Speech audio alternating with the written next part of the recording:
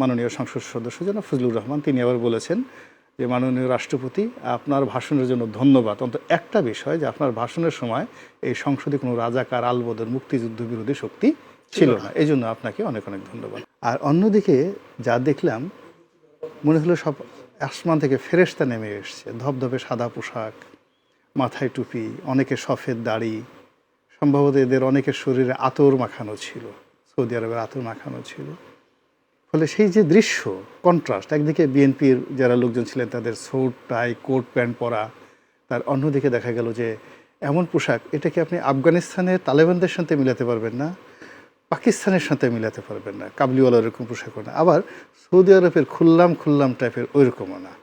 অসাধারণ, মানে যারা ছিলেন সবাই, কারো পাগড়ি ছিল, কারো টুপি ছিল, পোশাক আশাক ছিল, স্বাধীন ছিল।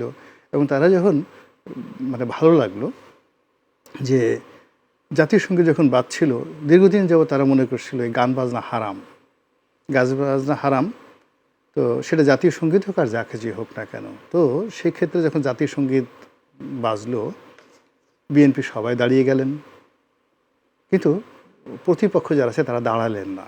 এবং সেটা দেখে আমার এত ভালো লাগলো যে ঈমান যদি কারো থাকতে হয় তাহলে এইরকমই থাকা উচিত, যে ওই মহান জাতীয় সংসদে গিয়েও তারা ঠিক সেই ঈমানটা, তাদের বিশ্বাসটা ঠিক রেখেছে, তারা দাঁড়ায়নি।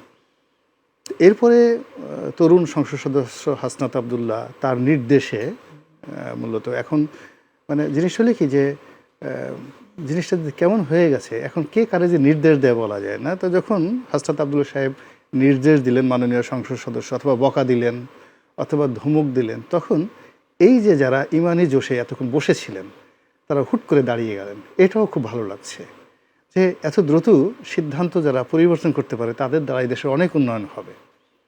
মানুষের সমস্যা হয় কি, মানুষ যদি যে কোনো একটা সিদ্ধান্তে সে কনজারভেটিভ হয়ে বসে থাকে, জিদ ধরে বসে থাকে, একেবারে সেই খরগোশ ইসের মতো, যাকে বলা হয় কচ্ছপ আছে না, কচ্ছপ হলো দুনিয়ার সবচেয়ে জেদি প্রাণী, এবং কচ্ছপ যদি কাউকে কামড় দেয় আপনার গলাটা কেটে ফেলতে হবে, আদারওয়াইজ কামড় ছাড়বে না। এত চোয়াল, পৃথিবীর সবচেয়ে শক্ত চোয়ালের অধিকারী কচ্ছপ।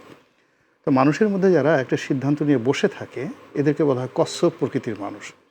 কিন্তু পরিবেশ পরিস্থিতি অনুযায়ী আপনি যখন পরিবর্তন হবেন, নতুন নতুন সিদ্ধান্ত নেবেন, এটা ভালো লক্ষণ। 1971 সনে আপনার যখন ভালো লাগছে, সময় ছিল, তখন আপনি রাজাকারগিরি করছেন, আলবদর আপনার ভালো লেগেছে, আর শামস ভালো লেগেছে।